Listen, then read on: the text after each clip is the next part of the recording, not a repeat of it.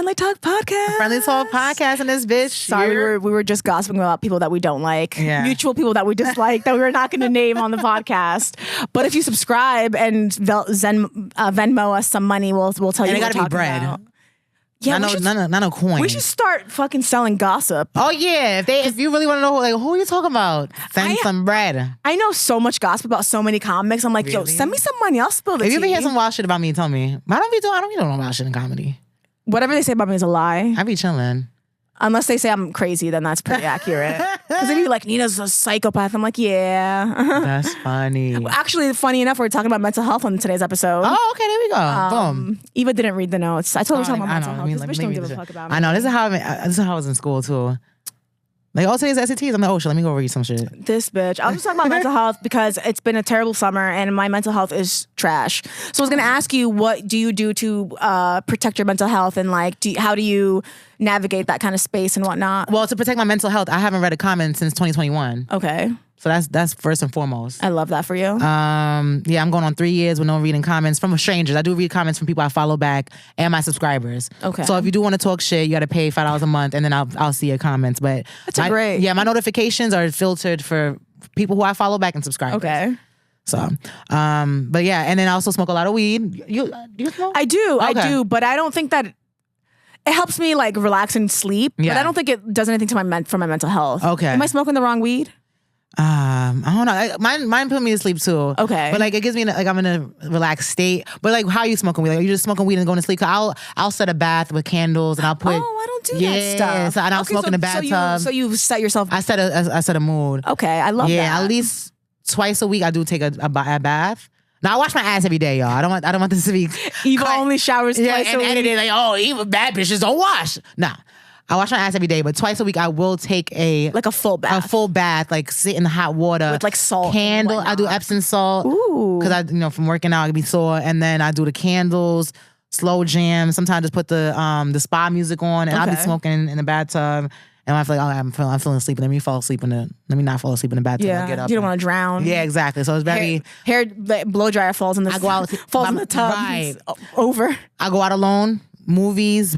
So you take yourself on dates? I take myself on dates all the time. So are these things I should be doing for my mental health? Because I'm not doing anything other than... I love it. I'm just raw dogging life and crying to my therapist once a week, and she just looks at me like I'm insane.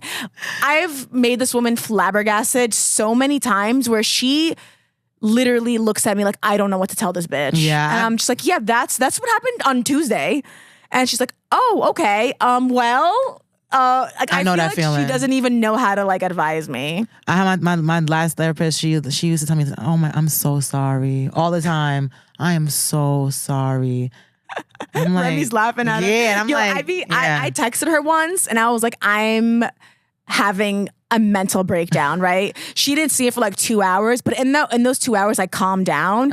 So she was like, hey, are you okay? I'm like, oh, that's past. I'm a different person now. That was so 2 hours ago, bitch. Yeah, I was like, don't bring my past. Do not bring my past. I was like, you're judging me for my past right now, and I'm a different person than I was. The person who sent that text is not me. Yeah, at all. I've evolved since then. It was literally 2 hours where I'm like, I felt so dramatic after she like reached out to check on me. I was like, oh, I'm good. I'm cool. Hey, girl. Yeah. And she just is even more concerned for me. I know, right? But I'm like, I feel like I don't get enough credit for not acting as crazy as I can be. Right? Because I feel like I can be so unhinged and I'm not. I control it. And I don't control it that much, but I do control it. And I'm like, people don't realize what I'm capable of. Like, I will set somebody's house on fire if I'm pissed off. I just remove myself. I don't be setting no fires. None. Good for you. I just be like, I'll cry here and there. I'll do a little subway cry. I'll do a little Port Authority. I've definitely cried on the subway before, and don't nobody give a fuck. Nobody cares. I've sat on the floor in Port Authority and cried, and a cop asked me if I was okay, and I was like, yeah. And he goes, you can't sit on the floor. And I was like, okay. Yeah. And I got up, and he was just like, and walked away, didn't care. I cried on the subway one time, and I had a homeless man be like, do you mind? I'm like, wow. Not me annoying his day. I've gotten advice from homeless people, like on the subway and stuff, and they're just like, keep your head up. It'll get better. And I'm like, oh, thank you so much. Wow. Because I cry in public often. I don't care. Yeah. Should I not do that? Girl, who the fuck? Because I just feel like if I need to have a mental breakdown, I'm gonna do it. And I'm like, you're not. New York City is a perfect place. Like, people mind their business. No one is more important. No one's important enough for me to like not show them my worst side. You know? Yeah. No, I've cried. I haven't cried. I haven't had a good cry in mad long though. Like, what you cried for the last time? Well, how recent was it? Yesterday. Oh, you're like on the way here, bitch. Yesterday, I cried like I was just like sobbing, and then like an hour later, I got on TikTok and I was watching some girl fall down the stairs, and I laughed and I felt better. That's so funny. When's the last time I cried? I'm very sensitive. Last time I cried like bawled, I would say was April 2023. Oh wow! Yeah. Oh, your mental health is great. Well, I mean, I don't know if it's mental health or if I'm just like, fuck it. It is what it is. Me. Yeah. Last time I bawled, and I'm talking about like on my knees. Like, do you remember? I remember. Do you not I'm gonna tell you off, after the podcast. Oh, okay. Yeah. I break my nail and that happens to me. But it's because I'm so stressed out and I like try to keep it together. And then breaks it.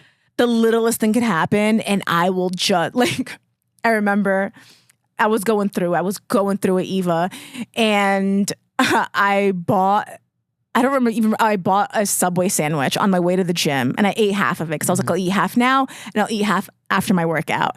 And I put it in my book bag and I'm at the gym and I worked out, I sparred, I did all my shit, and I'm walking out of the gym and I'm like, oh, let me get my AirPods. And I went to get my AirPods from my bag and the sandwich had leaked in my bag and my whole bag smelled like Italian dressing. And I started crying. That's funny. And my friend just looked at me and she was like, what's wrong? And I was like, my bag smells bad. That's so funny. And she like didn't know what to do. And I was just like, my bag smells like Italian dressing. And I just cried. And she was like, we could put your bag in the washing machine. Probably like, what is wrong with this bitch? You don't understand my bag. And I called my mom and I was crying and I was like, my bag smells like Italian dressing. And it was my breaking point. I cried last week. Ooh, tell us more. I cried last week. I went to the gynecologist. I know, like, right? These bitches have lost their mind. I cried. This was last Thursday. I cried last Thursday. But why though? Like, so I went and got breast cancer. My mother had breast cancer. Her sister and her niece. So it runs on my mother's side. Yeah. So my gynecologist was always telling me, go get tested for the BRCA gene, which is a breast cancer gene. Yeah. Go get tested, go get tested, go get tested. So I'm like, all right, fine. I finally got tested. And of course it came back positive. No surprise there. Yeah. I mean, there's so many women in my family who had, all three of those women I just mentioned all had their breasts removed. Yeah. And my cousin had her breast removed when she was 25. Wow. And now she's 28. You know what I'm saying? So it's like, exactly. My mother got her breast removed in her 40s. Her sister got her breast removed in her 40s. So I wasn't like, what? When I came back positive for the breast cancer gene. Yeah. I knew it. It just hit a little different when you're like, oh, this shit is I really do got this shit. Yeah. It's one thing when you hear it, and it's another thing when a doctor's like, oh no, bitch, you got this. Yeah, he's like, no, breast cancer running your genes. I'm like, yeah. So this is what made me cry, because that wasn't a surprise. But what made me cry is he told me to his office. I'm like, there got to be something more, because I knew I'm not surprised about the breast cancer gene. He called me to his office and he's like, how old are you? I said, I'm 33. He said, okay, well, you tested positive for this gene. And he's like, that makes you very, very likely to get ovarian cancer. Oh, wow. So he said, my advice to you is to start your family within 2 years. So when you leave the office today, go talk to your boyfriend or your husband and let him know that you want to have your first child soon. Girl, I fucking lost it. Yeah. That's tough. I said, sir, I have no one to text. No one give a fuck about me, my ovaries. Be like, no one texted me good morning today. That's how single I am. Yeah, I'm like crying because this man is telling me he thinks his medical opinion and advice is for me to start my family very soon. And I'm like, I don't have anyone. And that's the first time that I felt sad about being single. Yeah. I don't feel bad about being single. I love being single because I'd rather be alone than be with the fuck niggas that y'all be fucking with.